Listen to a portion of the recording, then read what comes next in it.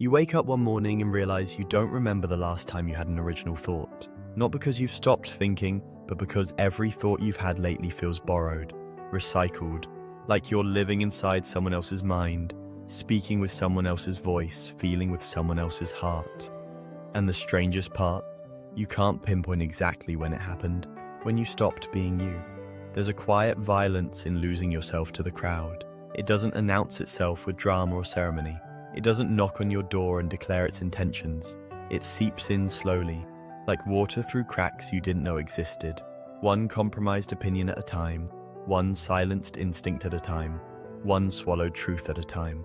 Until one day you look in the mirror and see a stranger wearing your face, parroting beliefs you never truly examined, defending positions you never truly chose. This is the psychology of losing your individual thought, and it's more common than you think.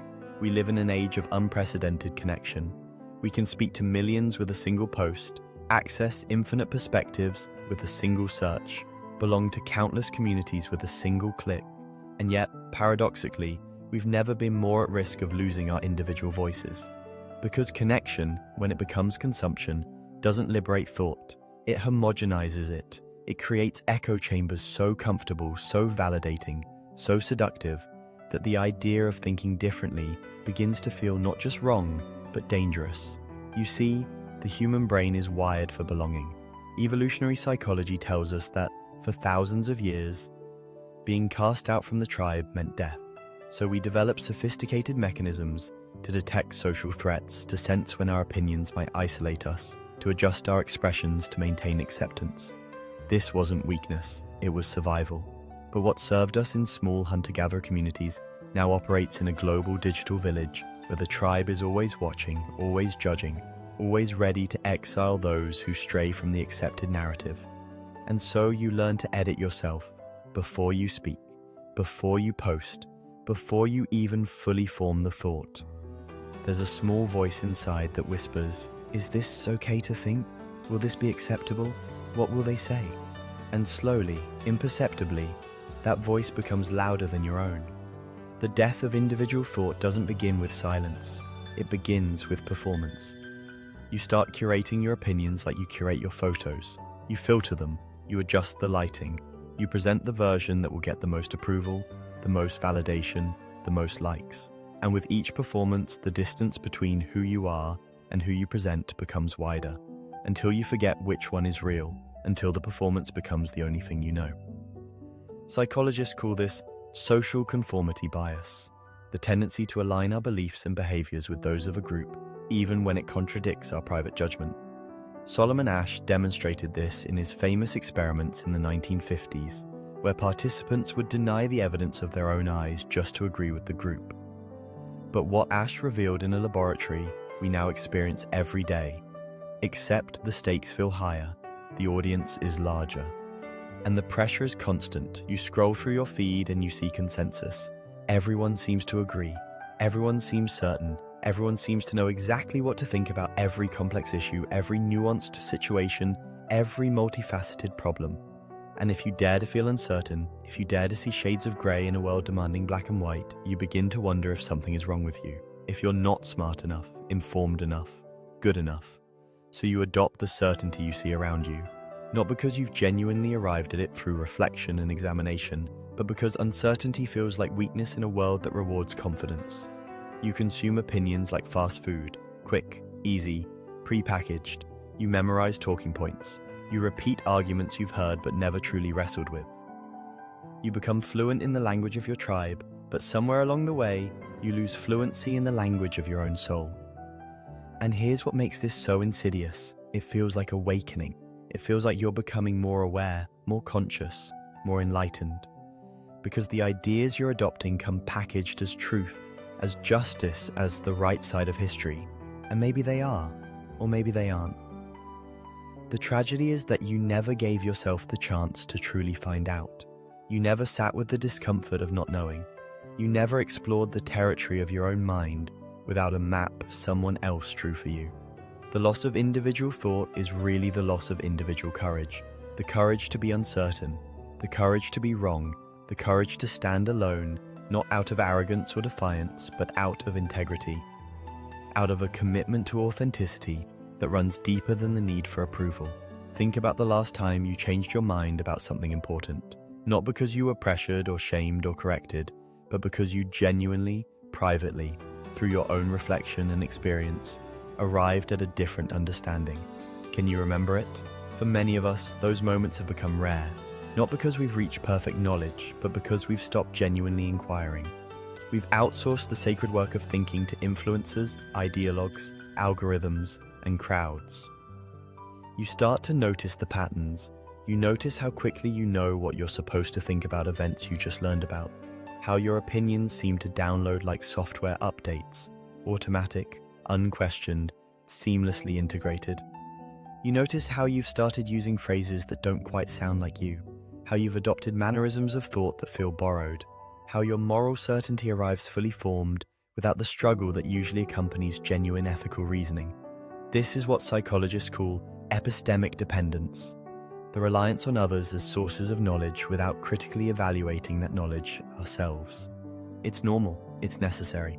We can't personally verify every fact or derive every principle from first principles. But when epistemic dependence becomes total, when we stop exercising our own judgment entirely, we become intellectually colonized. We become vessels for ideas we've never truly made our own, and the price is higher than you realize. Because individual thought isn't just about being different for the sake of being different. It's about maintaining your capacity for authentic response. It's about preserving your ability to see what's actually in front of you rather than what you've been told to see. It's about keeping alive that precious, fragile thing called discernment. The ability to distinguish between what resonates with your deepest truth and what you're simply repeating because everyone else is. When you lose individual thought, you lose your ethical compass. Because true ethics require individual conscience. They require the ability to feel the weight of moral questions in your own body, in your own experience, not just in the abstract space of ideological consistency. History is full of atrocities committed by people who surrendered their individual judgments to collective certainty, who believed that their goodness was guaranteed by their allegiance to the right group, the right cause, the right narrative. You begin to feel it in your body, a tightness, a guardedness. You monitor yourself constantly. You scan for potential missteps, potential heresies, potential violations of the unspoken rules. Psychologists call this hypervigilance, the state of enhanced sensory sensitivity and threat detection. It's what trauma survivors experience, and in a sense, the loss of individual thought is a kind of trauma, a fracturing of the self, a severance from your own inner authority. You become exhausted, because performing all the time is exhausting. Because holding positions you haven't truly inhabited is exhausting. Because defending beliefs you've never truly examined is exhausting. The cognitive dissonance, the psychological discomfort of holding contradictory thoughts or acting in ways that contradict your values hums in the background like tinnitus. You can ignore it, but it never fully goes away. And underneath it all, there's grief. Grief for the person you might have been if you'd given yourself permission to think freely. Grief for the creativity that dies when original thought dies. Grief for the relationships that could have been deeper if you'd shown up as yourself rather than as a representative of your tribe. Grief for all the moments you stayed silent when your intuition whispered something different from what everyone else was saying. There's a specific kind of loneliness that comes with losing your individual thought. It's not the loneliness of being alone. It's the loneliness of being surrounded by people and still feeling unseen. Because you're not really there. You're wearing a mask so convincing that even you've forgotten what's underneath. You're in rooms full of agreement, full of nodding heads and shared vocabulary, and yet you feel more isolated than ever. Because connection without authenticity is just proximity, and proximity without truth is just another form of abandonment. You watch yourself in conversations and you notice how you calibrate your responses based on who's listening. With this group, you emphasize these aspects of your beliefs. With that group, you emphasize different ones. You become a chameleon, adapting your colors to match your environment, and you tell yourself it's diplomacy, it's wisdom, it's maturity. But deep down, in the parts of yourself you've learned to ignore, you know it's fragmentation. You're not being flexible, you're being fractured. The algorithms understand this about you better than you understand it about yourself. They've learned that you're more likely to engage with content that confirms what your tribe already believes. that you're more likely to share ideas that make you look good to your in-group, that you're more likely to perform outrage at the same things your community performs outrage at. So they feed you more of it, more confirmation, more validation, more reasons to never have to think for yourself again. And you scroll and you consume and you feel informed. But information without integration isn't wisdom. It's just noise that's drowning out your own voice. But here's what you need to understand. The loss of individual thought isn't permanent. It's not a death sentence. It's a pattern, and patterns can be interrupted. The first step is simply noticing. Noticing when your thoughts feel automatic. Noticing when your certainty seems borrowed. Noticing when you're afraid to explore an idea because of what it might mean about you, about your identity, about your belonging. The recovery of individual thought begins in small, quiet moments of permission. Permission to not know. Permission to be curious about ideas you're supposed to reject. Permission to feel uncertain about issues everyone else seems sure about. Permission to change your mind without announcing it as a moral transformation. Permission to hold complexity without collapsing it into simplicity for the sake of social acceptance. It means creating space between stimulus and response. When you encounter an idea, a news story, a social moment that seems to demand immediate reaction, you pause. You resist the reflex to immediately align with your tribe's position. You sit with it, you feel it, you explore it in the privacy of your own consciousness before you speak about it publicly. You relearn the practice of thinking as a solitary, sacred act, not just a social performance. It means cultivating what psychologists call intellectual humility. The recognition that your beliefs might be wrong, that your perspective is limited, that certainty is often the enemy of truth. It means trading the comfortable armor of ideological certainty for the vulnerable nakedness of genuine inquiry. And yes, it feels dangerous, because it is dangerous, not physically, but socially. You risk misunderstanding, you risk judgment, you risk losing the warm embrace of tribal belonging. But you gain something infinitely more valuable, yourself, your own voice, your own vision, your own capacity to respond authentically to the miracle and tragedy of existence. You gain the ability to think thoughts that surprise you, that don't fit neatly into pre-existing categories, that emerge from the unique constellation of your experience, your values, your being. You start to notice the difference. The difference between believing something because you've genuinely wrestled with it and believing something because it's what people like you are supposed to believe. The difference between speaking from your center and speaking from your fear. The difference between living as yourself and living as a copy of a copy of a copy. And slowly, something shifts. You become less reactive, less defensive, less certain in that brittle, fragile way that requires constant validation. Because when your thoughts are truly yours, you don't need the crowd to confirm them. You can hold them lightly. You can examine them honestly. You can release them gracefully when they no longer serve truth. This doesn't mean you become isolated or contrarian or needlessly disagreeable. It means you become real. And real people who think their own thoughts and feel their own feelings and speak their own truth, create the possibility for real connection. Not connection based on shared performance, but connection based on shared humanity. Not agreement on every point, but mutual respect for each other's dignity and autonomy.